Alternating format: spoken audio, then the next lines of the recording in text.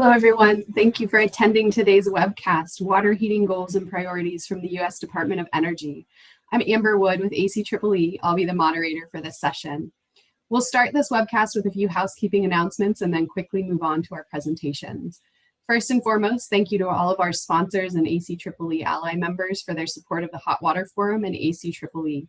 Be sure to check out all the tabs on the left-hand side of the app. From there, you can network with attendees and program participants, visit sponsor pages, engage in our games, and possibly win a free registration to the 2023 Hot Water Forum in Mission Hills, California.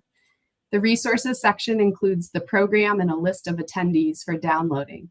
Lastly, we ask that everyone please help in planning our future of Hot Water Forums by completing the conference evaluation. Anyone who completes the evaluation and includes a testimonial will receive a $25 discount on their 2023 Hot Water Forum registration. All of the presentations will be available for on-demand viewing to registered attendees on the Socio platform within a few days and will remain available for viewing until May. Presenter slides can be found on their page in the program participants section. And now I would like to introduce our distinguished panel of speakers. They are John Cymbalski, Standards Program Manager at the U.S. Department of Energy, Ram Narayanamurthy, Emerging Technologies Program Manager, also at the Department of Energy, and Julia Haggerty, Project Manager at the Department of Energy. You can find detailed bios of each speaker on our Socio platform. And now to our first speaker, John Cymbalski. Thank you, Amber. Hi, my name is John Cymbalski. I am the Program Manager here at DOE for Appliance and Equipment Standards. What I will be talking about here in the front of the presentation is basically all things water heating that we're doing here at BTO. Our office has multiple touch points with water heating, both in standards and codes, emerging technologies, and deployment activities. So we're going to give you a broad overview of everything we're doing here at DOE. Okay, so first of all, we have the decarbonization strategy for DOE at Building Technologies. So as I said, it encompasses multiple touch points starting at the beginning with some research and development. We're looking at all things RD&D, so advanced materials, alternate refrigerants, demand flexibility, beneficial electrification, all in the mindset of trying to enable technology to meet the challenges of decarbonization over the next several years. Once we work on all that activity, and it is broad, it includes equipment, it also includes systems and things of that nature, we're ready to hand it off into the deployment space. And so here we take the research and development that we've done in the ET platform and move it into our areas of deployment, which are the residential buildings and commercial buildings. And so several different activities there: deep energy retrofits, zero energy homes, integrated controls, envelope upgrades. And then on the equipment side, we're looking at heat pumps, we're looking at electric cooking, we're looking at how building codes can work to help beneficial electrification. And then past that, we look at things that are more of the cross-cutting nature and the regulatory nature. So codes and standards, of course, on the codes, we support the IACC and the ASHRAE 90.1 development.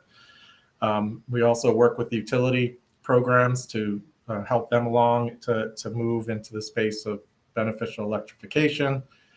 We are active in workforce activities, financing activities, consumer awareness campaigns. So we have, again, a large portfolio of different touch points here.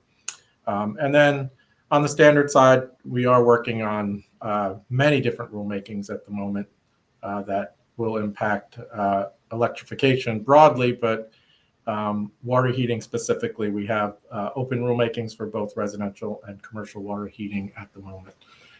All those activities help to raise the floor. So we're trying to have this ecosystem in BTO with the decarbonization strategy, all with the mindset of having beneficial electrification that can lead to decarbonization.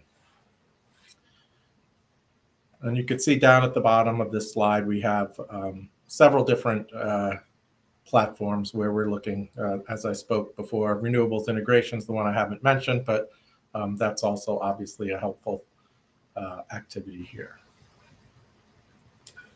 Okay, so why water heating?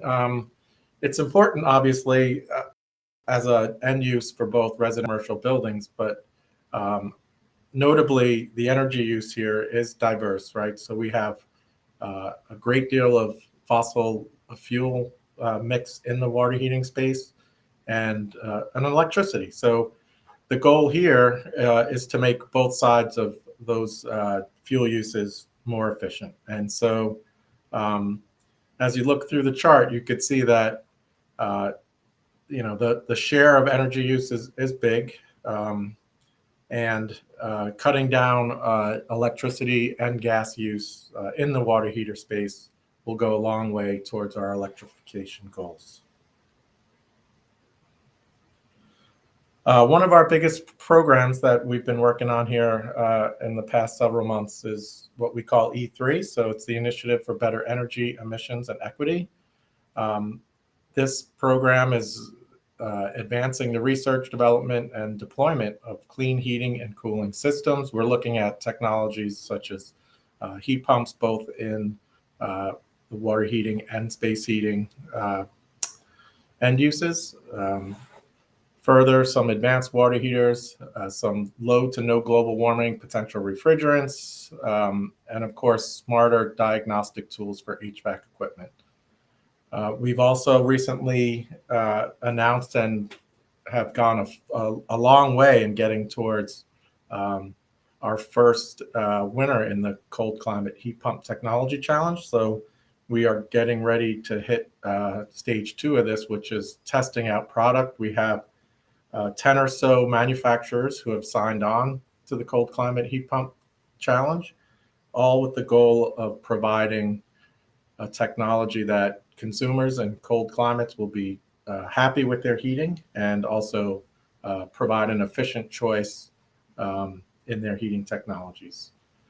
We have the Better Buildings Low Carbon Pilot. We have over 50 partners all across the spectrum of automakers, food service companies, universities, local governments, all working with DOE to share what they've done and highlight the successes and challenges in the strategies to get to a low carbon future. Also, future opportunities existing out there for us are the refrigerants is one that we're working extremely hard on and investing in to try to get to a low to no global warming refrigerant that we could use in all things heat pumps.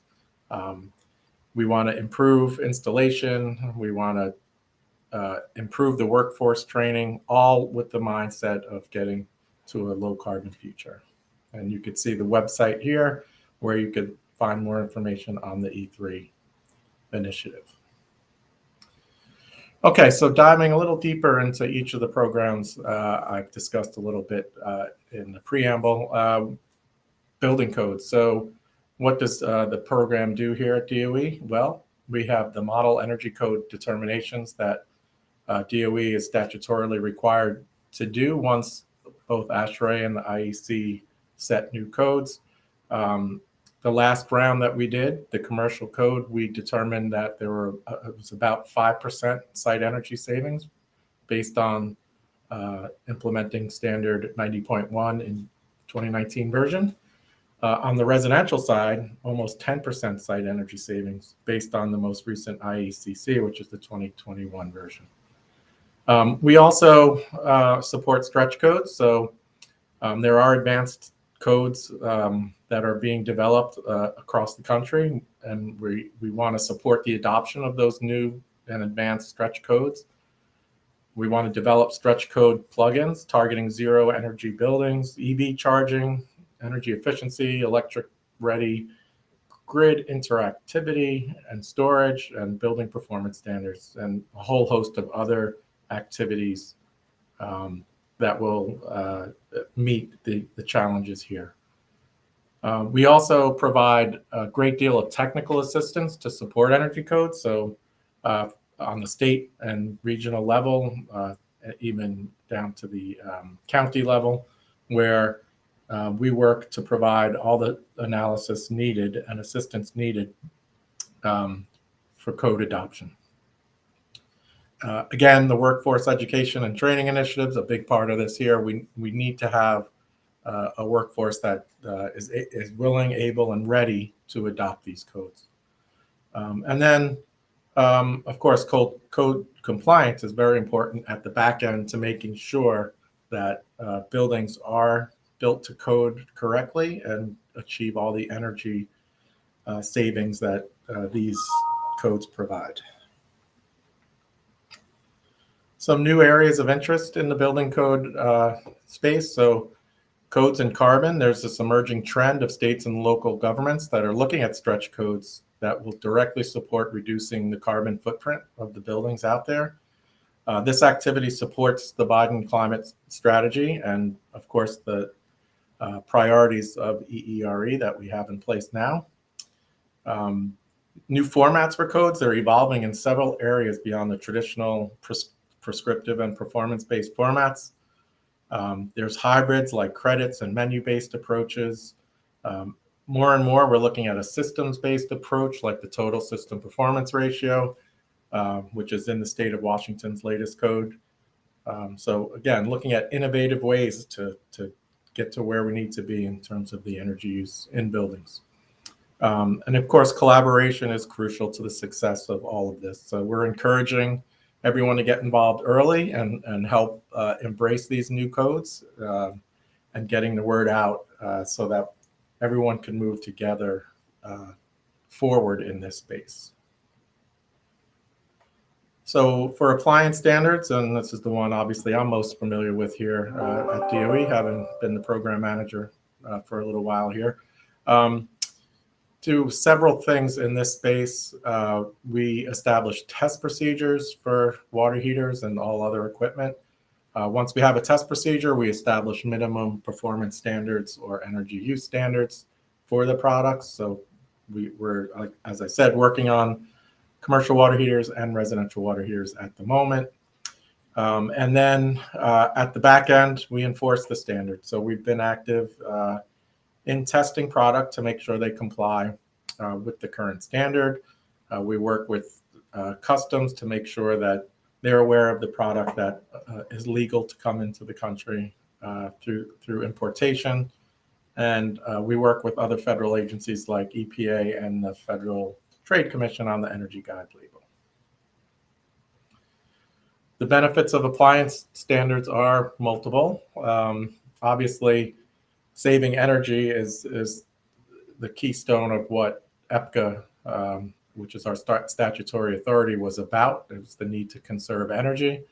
Oh, and by the way, when you do that, you also reduce carbon emissions and other harmful greenhouse gases. Saves consumers billions of dollars on their energy costs. Obviously, this is a big part of what we do, is making sure consumers save money when we implement new standards. This extra money that consumers have on a monthly basis can be put back into the economy and be used on other things that enhance consumers' experience and just lifestyle generally. And so there is a multiplier effect within the economy when this money is pumped back in. And then, a part of the program that's very important to manufacturers is having one federal standard that reduces regulatory burden by not having a patchwork of multiple state standards. We can just have one, and DOE does preempt once it establishes a national standard. So here are some stats on the program. So total annual utility bill savings, $76 billion in 2019, which equated to almost $500 per household. Since the inception of the program, this has accumulated to more than $1 trillion through 2020. And in the next few years, that's going to grow to $2 trillion. It saved about 70 quads of energy through 2020. which is about 70% of what we use on an annual basis here in the US. And this is going to grow to nearly 130 quads by 2030. And then, of course, the CO2 reduction. So about 4.2 billion metric tons saved through 2020. And that's going to rise to nearly 7 billion by 2030. The current rulemaking status, we have some missed deadlines we've had here. So in the standard space, 29 standards, 28 test procedures. These were the stats coming into the Biden administration. Now we're up to 40 and 30. We have a bunch of deadlines coming through. There is a lawsuit that's pending, and the active rulemaking list there, you can see we're at 102 currently for both standards and test procedures. Okay, so how can your company get involved? We have lots of different activities that you can participate in. So on the top there are CRADAs for emerging technology, where you sign an agreement with DOE, most notably through our national labs, to work on technologies together. Get involved through code development. You can get involved through participating in negotiated rulemakings through our Federal Advisory Committee, ASRAC. The negotiations generally go down to a subcommittee for rulemaking, so you could get involved there, either at the parent committee or the subcommittee. You can get involved through our technology challenges, like the Cold Climate Heat Pump Challenge, participate in market transformation programs, and also help out with our technology road mapping.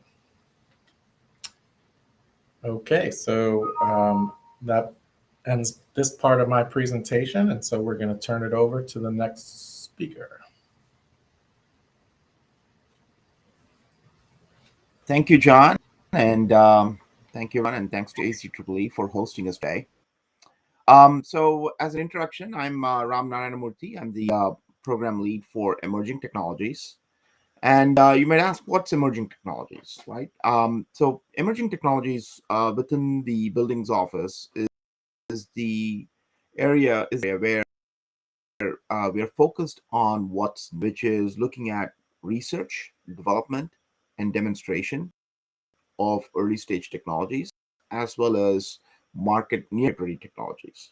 So in John's first slide, it's actually the first horizontal, where we are looking at what is coming up next, not just in water heating, but across the whole spectrum of end-use technologies, which is space heat conditioning, lighting, as well as developing tools for building energy modeling.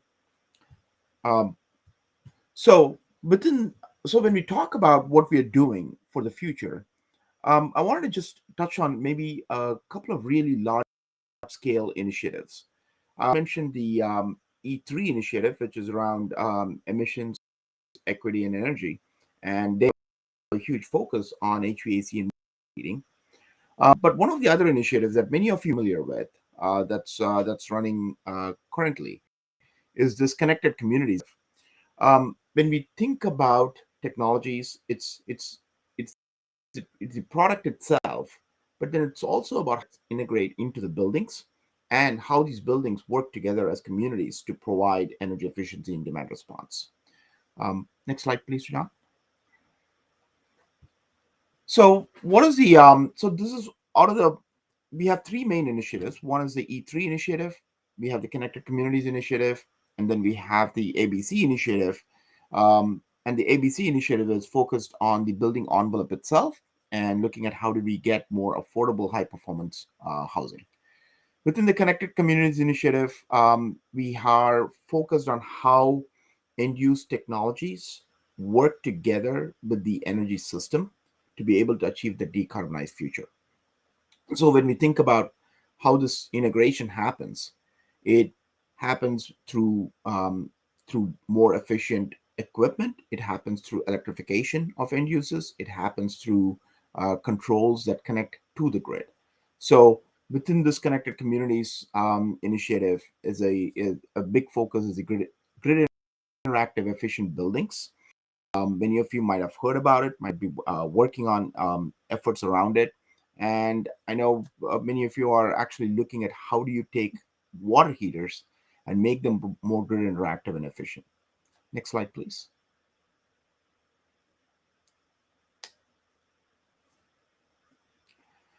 So recently, we also published a national roadmap for grid interactive efficient buildings.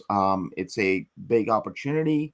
The value is going to be realized both for customers as well as for the bigger energy system itself.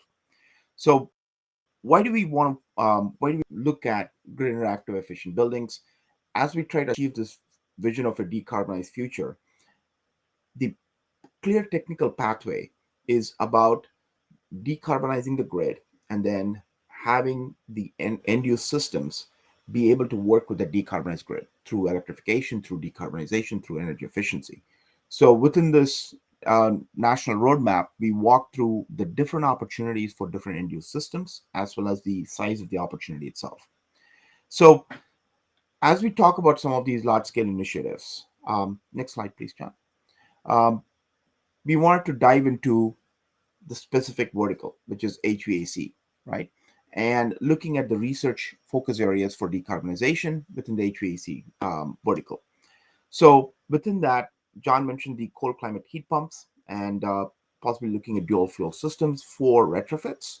We are very focused on heat pump water heaters as the next technology that comes in to save customers money, as well as reduce carbon impact, as well as provide grid interactivity.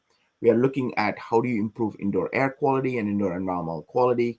Low GWP refrigerants is a big focus area within the Emerging Technologies program because we are working on it. Today, we have refrigerants that are in the 2000 range for global warming potential, but where we really want to go, 5% reduction. And that takes you at 150 GWP or below. So we are looking at some of these new emerging refrigerants, but actually it means that when these new refrigerants come in, have glide issues, they might have flammability, they might have high temperatures. So we're looking at how both systems and components can be adapted to be able to work with these low GWP refrigerants. We're looking at commercial heat pumps. We know that there's a big challenge with decarbonizing large commercial buildings that normally operate on gas boilers. So we're looking at how do you actually look at high lift heat pumps and other opportunities for commercial. And finally, we're also looking at not just what can be market ready in the next 1 to 3 years, but what can we bring, those revolutionary technologies that we can bring that is actually going to give us a huge leg up in about 5 to 7 years. So we look at a lot of early stage technologies, including compressor-less space conditioning. We're looking at revolutionary dehumidification technologies and looking forward into the future into more new refrigerants. Next slide, please. So a little bit, just to touch a little bit on the one of the portfolio drivers which we talked about, which is the low GWP refrigerants. It's part of the E3 initiative.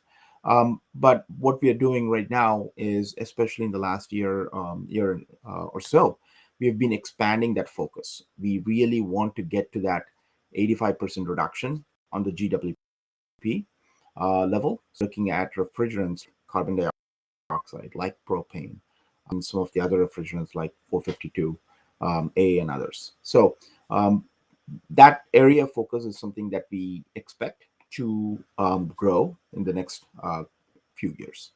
One thing I just want to mention here is that carbon dioxide, especially as a medium for water heating, has great potential as we look at reducing the size of water, being able to store water at higher temperatures for grid flexibility. There's some advantages with carbon dioxide that we are looking at. Next slide, please. So where are we going? As a program and within Emerging Technologies, we are right now enhancing our focus on electrification to go with the energy efficiency focus that we have always had. But electrification is an interesting approach, right? It's not that we don't have technologies. We have had heat pumps for 60 years. But what are we doing that's different? What we're trying to do is look at cost reduction. How do you enable better deployments of heat pump water heaters? How do you support colder climate heat pump solutions? We are focused on things like thermal energy storage and integrating that with heat pumps. For example, storing water in central heat pump water heating systems at higher temperatures, having integrated heat pumps and heat pump water heaters. We are looking to address things like space constraints. I remember being in Portland for the 2018 Water Heating Forum and talking about the fact that, hey, we are not able to replace heat pump water heaters into a lot of the existing multifamily buildings. So we talked about solutions like 120 volt heat pumps and heat pump water heaters. We talked about small form factor heat pump water heaters. So we want to look at those solutions as a pre-product technology development effort. We are looking at device level controls to improve our advanced fault detection diagnostics. We want to be able to support homeowners and building owners with a better understanding of how these systems that are hidden away, either in a closet or in a basement, are actually working. We want to work on controls that enable better grid integration. As more programs like the SGIP program start incentivizing heat pump water heaters for energy storage, we want to figure out how to make those controls work better so that we can achieve those goals. And then finally, we talked a little bit about the next generation refrigerants, and that's again another big area of focus. So where does it take us, right? I just want to walk through some example technology needs that we are looking at. We want to understand from you, from the industry, where your needs are so that we can work with you through mechanisms like the CRADA mechanism that John mentioned. But one interesting thing about water heating is that there is a pretty big dichotomy on advancing water heating depending on the regions of the country. We know that right now it's about a 45-45 split in terms of penetration of electric and gas water heaters. And so as we look at what we need to do next, it means that some of these areas have different needs than others. So for example, if you look at the Northeast with its building stock and with its older building stock, space-constrained building stock, there's probably interest in looking at central heat pump water heating with storage. There's interest in 120 volt heat pump water heaters, mainly because you don't have enough electrical service. So how do you make those lower power water heating systems more energy efficient and more capacity capable? Or if you look at places like California, where you already have building codes, REACH codes that are really pushing the literally pushing the envelope on heat pump water heaters. What are the solutions there, for example, for central water heating to be more energy efficient or more capable of achieving the goals that the codes are actually requiring? So it's an interesting view, and some of this guides us as we move forward on our research within the DOE. Next slide, John. So these are some of the example projects that we are working on. As I mentioned, flexible heat pump water heaters with embedded energy storage, something that can help us address boiler replacements, especially for large commercial buildings, replacing the hydronic systems in large commercial buildings. We're looking at thermoelectric heat pump water heaters as a low-cost mechanism to provide boost in energy efficiency. We're looking at low GWP refrigerants. We are working through CRADA mechanisms on looking at refrigerants that have a GWP less than 4. So that's a pretty good stretch goal for us. We are looking cost compression. How do you have heat exchangers that are smaller, less expensive? These are the items that will help us provide low-cost, smaller form factor heat pump water heaters that can enable larger market penetration. We are looking at a lot of work in affordable housing as part of the E3 initiative. So how do heat pump water heaters fit in affordable housing, whether it's multifamily or manufactured homes? Using field studies to understand what the actual water usage, energy usages. And then finally, wanted to just mention that we are also looking at addressing electric panel upgrades, which is a big barrier to heat pump water heaters in many parts of the country that are traditionally fossil fuel fired water heating systems. So this is a quick synopsis of some of the research and ongoing research and probably future research. So what we would love is to hear from many of you on where you think the research needs are, what the DOE can be doing to support and assist your progress. And we will be more than happy to answer your questions over time. Thank you.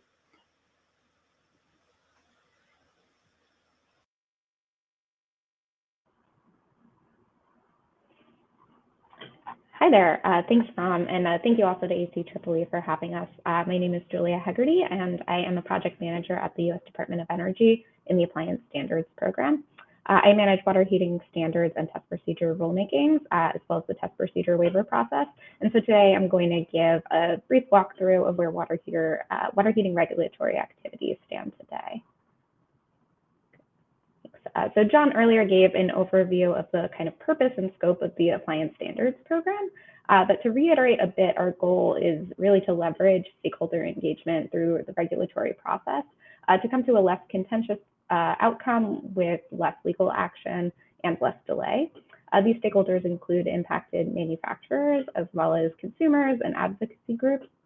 And there are a few different approaches the department takes here, including negotiated rulemaking through the Federal Advisory Committee, consensus agreements by stakeholders that are brought to DOE, and industry voluntary agreements. So for negotiated rulemakings, DOE has completed 12 of these so far, including the products listed here, like transformers and commercial product certification, regional enforcement of standards, all these listed here. And then for consensus-based rulemakings, DOE encourages stakeholders to petition for standards that have been privately negotiated in a consensus-based process that includes representative stakeholders. And for that process, DOE can provide technical support through contractors. And this has been successful for products such as refrigerators, clothes washers, dishwashers, and electric motors. So one of these processes includes the Appliance Standards and Rulemaking Federal Advisory Committee, or ASRAC, and that was created as a discretionary advisory committee to discuss and prioritize topic areas that ASRAC can assist the standards program with, as well as gather advice and recommendations on standards and test procedures for both residential appliances and commercial equipment. This committee members include representatives from DOE, as well as ASC, NEMA, NYSERDA, Samsung, True, ASAP, AHAM, ESI, CEC, and Lennox.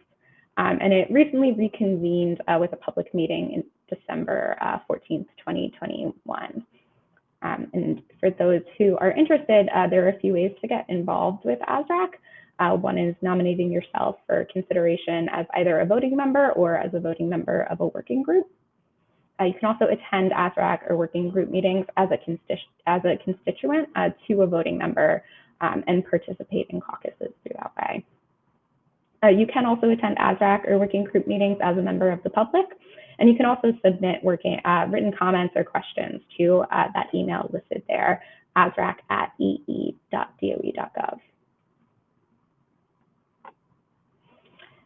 So to speak a little bit on test procedures and their development, these test procedures are used to provide reliable and comparable energy information to base purchasing decisions upon, and they ensure a level playing field for ratings in the marketplace. They also support energy efficiency programs and rebates, including the Energy Star program, and they account for innovation in the marketplace over time. DOE is required to review and revise, if applicable, test procedures every 7 years. And when developing these test procedures, we do review relevant industry test standards. We also participate in industry standard development processes, including committees supported by AHRI, AHAM, AMCA, ASHRAE to develop or revise industry standards. And we do welcome the opportunity to continue participating in these committees, but it is important to note that DOE is required to be inclusive of all stakeholder viewpoints and meet EPCA statutory criteria for representativeness in developing test procedures. In some cases, DOE also authorizes the use of an alternative efficiency determination method, or AEDM, and that's in lieu of testing, so to determine and certify an equipment's energy efficiency. And the criteria for an AEDM can be found in Title 10 of the CFR in that Part 429.70. Great, so to move into some of DOE's recent rulemaking actions, this shows a summary timeline of the consumer water heater standards and test procedure rules. So we kicked off this cycle with the consumer water heater test procedure request for information back in April of 2020. And that was quickly followed by a standards RFI that happened in May of 2020. More recently this year, we released the consumer water heater test procedure notice of proposed rulemaking in January, as well as the standards preliminary analysis, which was just published a few weeks ago in early March. We are on schedule to complete the test procedure final rule late in 2022. And in 2023, we plan to release a NOPR for these standards and finalize in 2024 for that consumer water heaters standards. And highlighted, sorry, could you go back one sec, John? And I just want to highlight throughout here, we flagged some opportunities for stakeholder engagement, and that includes prior to some of the analyses, we conduct manufacturer interviews that allow us to have input on the notices that we're releasing, as well as we have standard comment periods after each notice, and those are highlighted in that graphic. Move forward now. Thank you. So just to pull out a few of these recent publications and speak a little more to them. So for the consumer water heater and residential duty water heater test procedure notice of proposed rulemaking, we recently published that the January 1st, 2022, and the comment period just closed on March 14th. And that NOPR includes proposals to update to the latest versions of industry standards and includes procedures that are in draft industry standard, notably ASHRAE 118.2. So we've incorporated some of the changes that are proposed there. It also amends the definition of consumer water heaters to cover larger capacity heat pump type units as commercial equipment. It also includes several new definitions for water heaters that can't be currently tested under the procedure, and includes those clarifications to test those units. And that includes circulating water heaters, low temperature water heaters, and tabletop water heaters.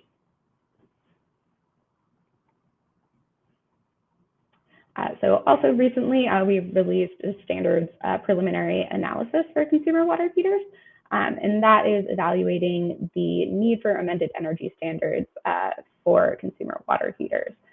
We have a webinar scheduled and coming up on April 12th, 2022, from 1 to 5 p.m. And in the distributed slides, you'll be able to use that link to register for the webinar.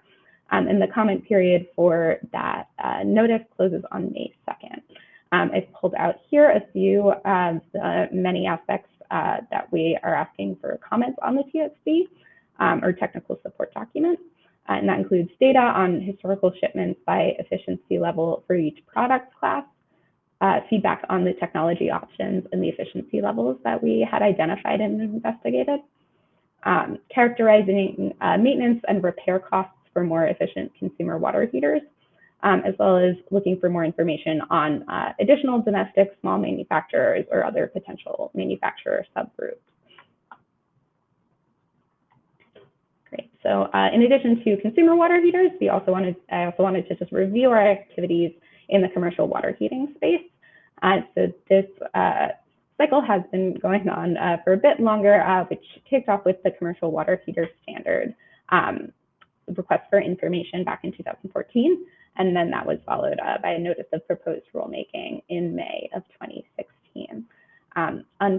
We also are revising the unfired hot water storage tanks and started that process off with a request for information in August of 2019, and then issued a notice of proposed determination in July of 2021. We are also looking at releasing a second NOPR for the commercial water heater standard later this year, as well as the final rule for unfired hot water storage tanks later this year. Looking a bit farther out, we are on target to complete the commercial water heater standard in mid-2023, and we'll also be kicking off a test procedure rulemaking for commercial water heaters with an RFI sometime in 2023 as well. And again, here there are all these opportunities where we really encourage stakeholder engagement, both through those comment periods and interviews ahead of some of our analyses.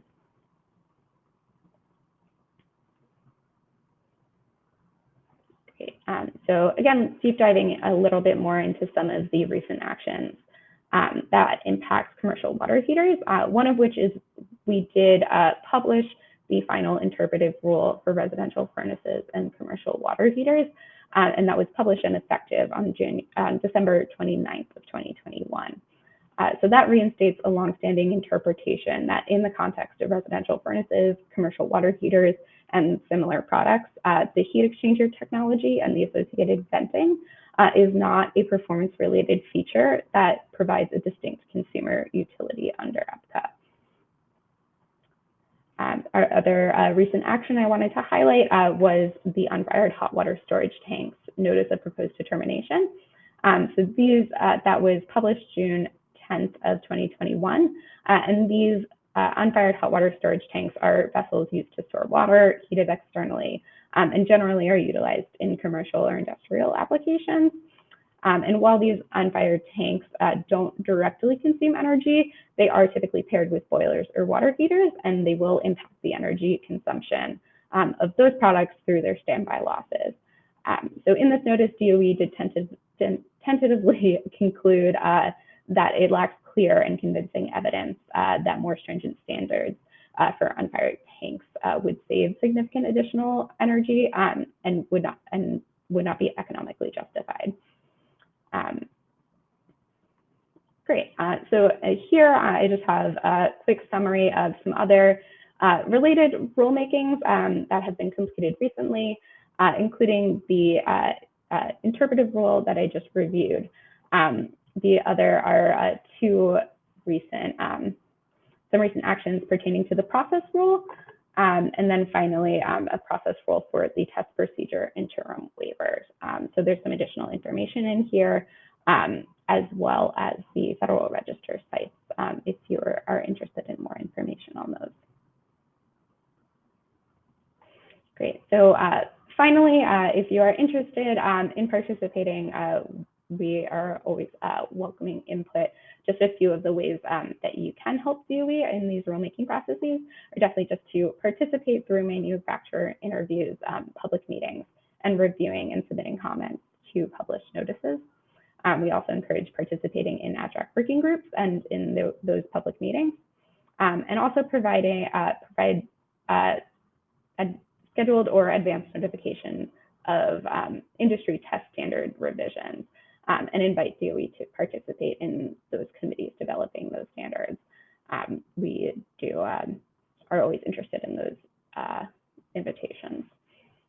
And that is all that I have today. Thank you so much for listening. My contact information is provided here if you have any further questions.